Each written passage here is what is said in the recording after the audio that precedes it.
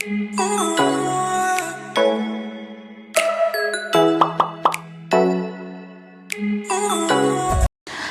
guys and welcome back to my channel.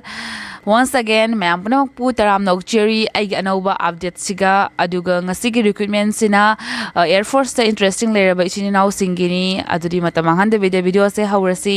aduga total vacancy se yamna thoi handa kise duga apply mode sina offline oidoini adu total vacancy na 1515 ni aduga du 1515 siga post di makhan jamgre adudi mayamna search toroga dum jingbiu adu qualification na 10 12 any stream oiba jai duga degree oraga suyai adugaidi mai gi post ki matung ina qualification mode se lai ghare aduga age limit oraga na 18 years to 25 years ST ga na 5 years extend oi aduga OBC na 3 years extend oi aduna mayam Air Force interesting lai rabai china singna soidimaki apply to biro aduga mayam punamak mai pak pasu oishano na aigi mai kai dige haijaningi aduga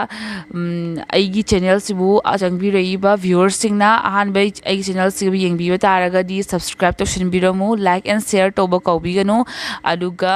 like macha amam tanambiramu comment tobiba kaubiganu motivate oinabagi damakta aingonda su katang comment tobiraga di tang haraw ma fof hawgani nadi motivate oigani aba ko aduna mayamna like